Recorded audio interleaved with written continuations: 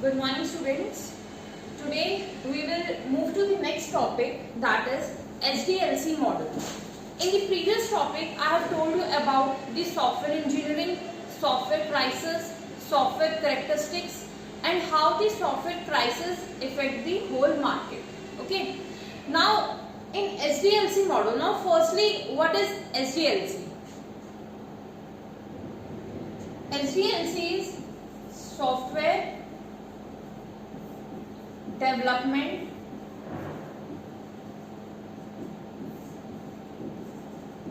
life cycle model. See, whenever we want to make any software, okay, so for that we have to follow what SDLC life cycle model. I will give you one example over here. Suppose अगर हमें कोई घर बनाना है अपना, ठीक है, घर बनाने में और एक दीवार बनाने में बहुत ही डिफरेंस है. ओके, घर के लिए हमें दिमाग में पहले सबसे पहले क्या चीज आती है कि हमें क्या क्या रिक्वायरमेंट्स चाहिए एक घर बनाने के लिए. ठीक है, पहले हम सारी रिक्वायरमेंट्स इकट्ठी करेंगे, फिर प्लानिंग करते हैं. और हम खुद तो घर बना नहीं सकते, उसके लिए हमें हेल्प चाहिए होगी, तो हम बाहर से वर्कर्स को बुलाते हैं ताकि वो हमारा घर बना सके. ऐसे ही when we want to develop any software, okay, so we need a whole team for developing the software. For example, if any big MNC want to make any project, they have given the project to another company for making. अब क्या हो रहा है, वो project उन्हें बनवाना है किसी और कंपनी से. अब किसी और कंपनी को वो अगर दे रहे हैं अपना प्रोजेक्ट बनाने के लिए, सबसे पहले हमारे दिमाग में आएगा feasibility study. Now I will tell you what is feasibility study. Let's move to the next slide first. See, software development lifecycle model is used in project management that defines the stages included in an information system development project. So SDLC models क्या बताता है? It tells us the steps which we have to follow during the project management. Now जैसे I have given one example of that, घर बनवाना है. ठीक है, घर बनवाने के लिए firstly we have to gather all the requirements. हमारे दिमाग में कि हमें क्या क्या चीजें चाहिए. अब सबसे पहले तो हमें वर्कर्स चाहिए, ब्रिक्स चाहिए, सीमेंट चाहिए, सारी चीजें चाहिए, प्लस एक हमें आर्किटेक्ट की भी नीड होगी. ठीक है, अब उसके बाद हम क्या करेंगे, प्लानिंग करेंगे. ठीक है, कि कैसे कैसे हमें अपने घर के अंदर फ्लोर्स चाहिए. Suppose we want 3 floors in my home. Suppose first floor और you can say basement is for car parking.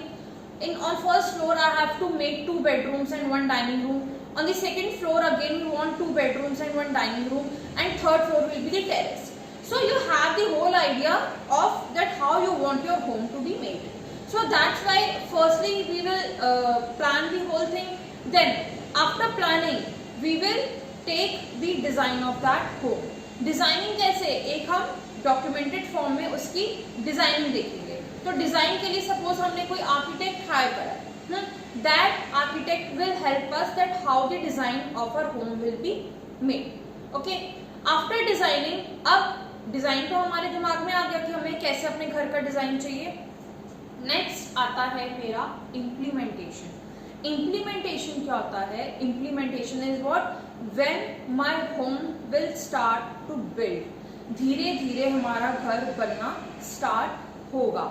सबसे पहले हमारा बेसमेंट बनेगा. हम सपोज वॉल्स मुझे कैसे चाहिए, उसका कलर कैसा चाहिए, प्लस मुझे अपनी फ्लोर पे टाइल्स कैसे चाहिए, तो ये सारी चीजें हमारी बननी स्टार्ट होंगी. That comes in what, implementation part. Okay, अब when my home is ready, after that जो मेरे वर्कर्स होंगे या जो भी आर्किटेक्ट होगा, they will show us my home कि देखो आपका ये घर रेडी हो गया ऐसे.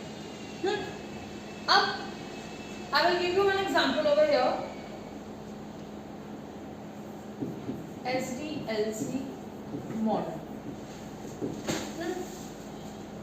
अब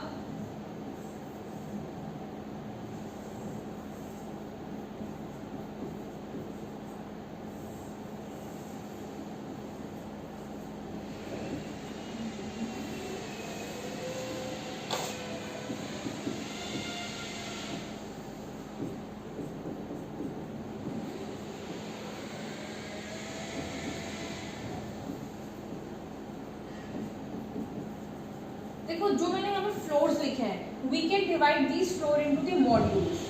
suppose this is module 1, this is module 2 and this is module 3.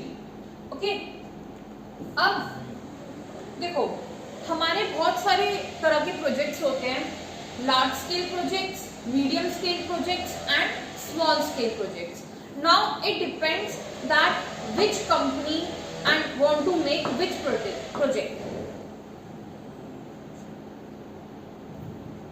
Suppose we have large scale, small scale and medium, or you can say average scale project.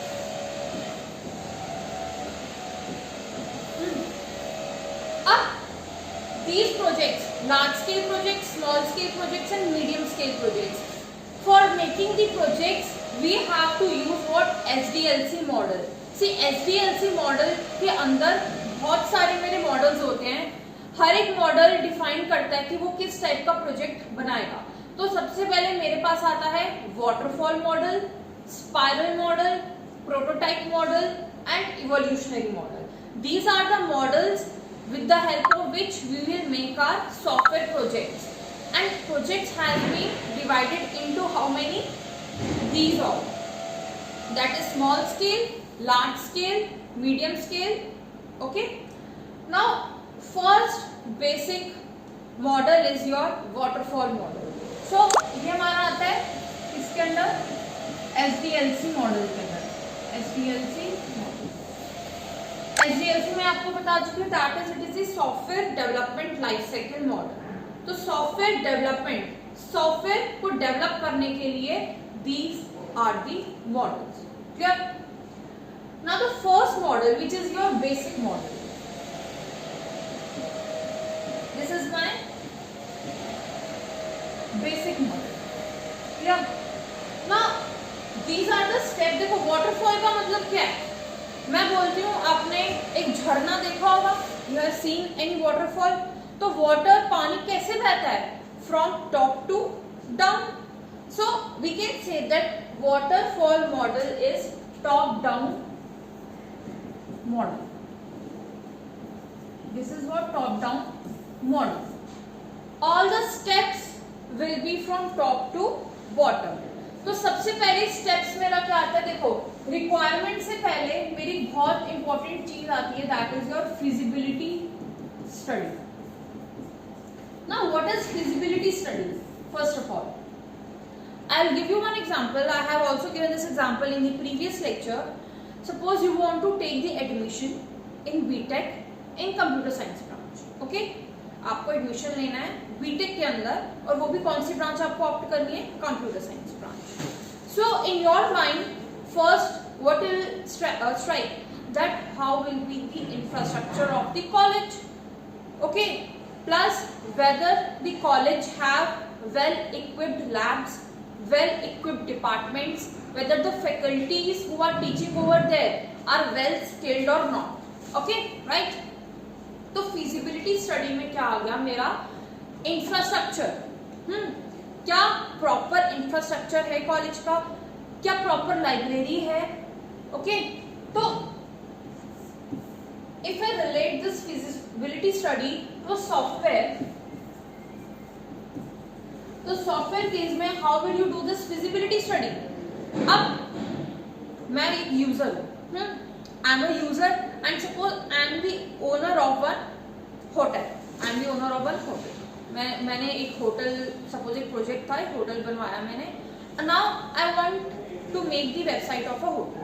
Okay, अब मुझे वेबसाइट चाहिए अपने होटल की. तो क्या करूंगी? I don't have any knowledge of the website की website कैसी बनती है कैसी नहीं बनती. बस मैं सपोज मैं एक बिजनेस वूमन हूँ, मुझे पता है बिजनेस कैसे करना है, बट टेक्निकली मुझे कुछ नहीं पता कि इसके पीछे ये वेबसाइट कैसे बनेगी, कैसा काम होगा.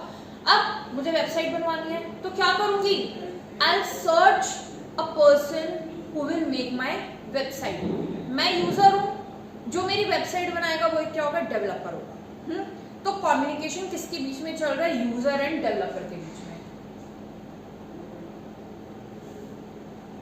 सो user end developer, okay. User will give its project is what your website, and website is, you can say, it is your software project।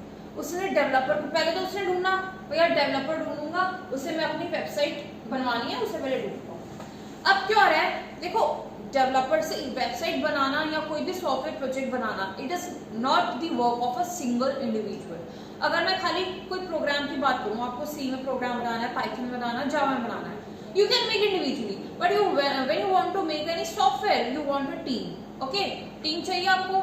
तो जिनके पास मैं जा रही हूँ अपनी वेबसाइट बनवाने, सबसे पहले मैंने क्या स्टेप बताया था? Feasibility study, okay. Feasibility study follow करेंगे इसमें। देखो मुझे इतना तो थोड़ा पता है कि मुझे जो अपनी वेबसाइट बनानी है, सपोज उसके अंदर मुझे जो वेबसाइट बनानी है उसके अंदर मुझे सॉफ्टवेयर टूल्स कौन से यूज करवाने हैं, प्लस प्रोग्रामिंग लैंग्वेज मुझे कौन सी यूज करनी है, okay. Suppose I want my website to be made in which language? In Java. मुझे जावा में अपनी वेबसाइट बनानी है, और उसमें बहुत सारे सॉफ्टवेयर टूल्स की भी नीड पड़ेगी मुझे। अब फिजिबिलिटी स्टडी में मेरे दिमाग में क्या आता है कि जो मुझे वेबसाइट बनानी है, सबसे पहले मैं देखूंगी जिस पर्सन के पास मैं जा रही हूँ अपनी वेबसाइट बनाने, whether that person have the knowledge for making the website or not, okay. Whether they have the proper team for making that website or not. Suppose मुझे जावा में बनवानी है अपनी website, but they don't have the people who know the Java language, so result will be what? My website will not be made, okay।